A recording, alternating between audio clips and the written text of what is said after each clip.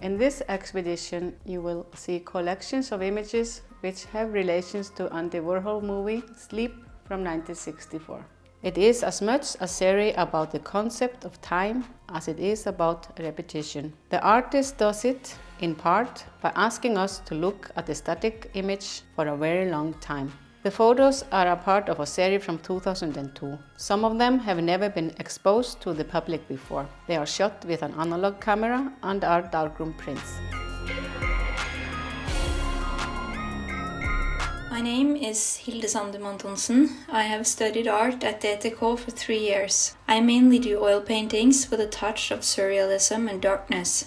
The exhibited works are all mixtures of thoughts, ideas, questions and feelings around human behavior in a larger or smaller context. They are not meant to be definitions or conclusions. They're more like brainstormings. To me, the paintings are like some kind of personalities with their own lives in continuous transformation. They surely want to say something, but it's up to the viewer to listen and make their own interpretation.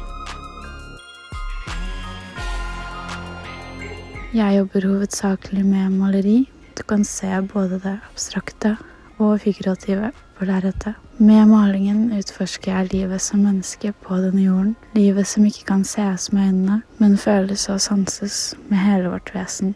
Kreasjonen som møter bevissthet, skyggearbeid og sjelefred.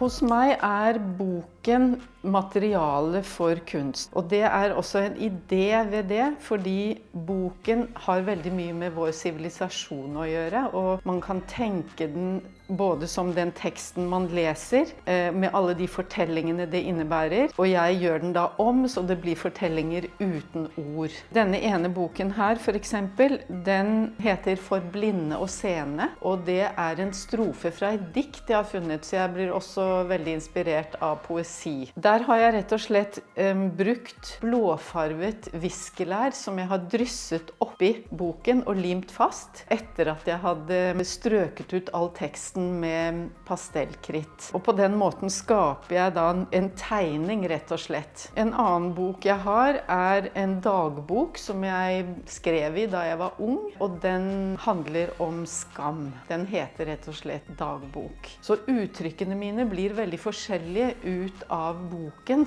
som jeg kan vri og vende på og forvandle, og den forvandlingen, den interesserer meg, for det akkurat som et indre behov om å skape noe nytt, om å gjøre ut av de tradisjonelle tingene noe helt nytt. Den andre boken jeg vil snakke om, det denne som heter Memento Mori. Det opprinnelig en bok som skrevet av den italienske kunstneren Giorgio Morandi. Boken heter opprinnelig The Art of Silence, og han lagde jo malerier av stilleben som var nærmest dekket. Altså de ser ut som de dekket av støv eller innhyllet i en tåke. Det inspirerte meg, så jeg rett og slett visket ut all tekst på et sideoppslag med oljemaling, slik at den helt hvit. Så litt av teksten skinner igjennom, så på en måte så da Morandi litt med meg. Det litt gjenbrukstanke i dette,